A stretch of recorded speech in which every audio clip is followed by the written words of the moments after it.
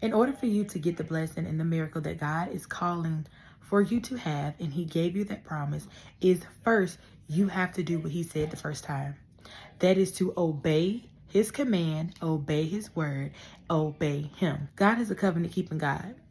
That means that he will never break his promise, that he will never go back, and his word will never return unto him void.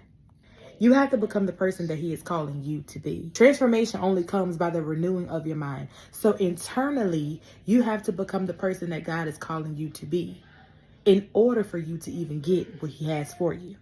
In Deuteronomy chapter 12, verse 8, it speaks on how we should not do the form of things that we did on today before entering into the promise. That means thinking about things that is right in our own eyes, but is wrong in God's.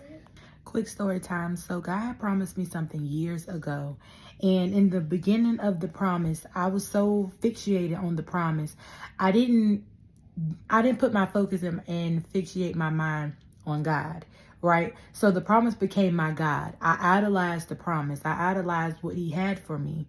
And I never obtained the blessing. I never obtained the promise. It wasn't until I let go of the promise and started paying attention to the promise giver is when the promise presented itself. I didn't have to fight for the promise. I didn't have to prove myself that I'm worthy of the promise. Didn't have to do anything. It came to me. What God said was mine, it became to be mine. And I walked into the promise. That is what God is calling you to do now. Allow him to bring you to that place by the renewing and the transformation of yourself eternally to be the person to obtain the promise physically.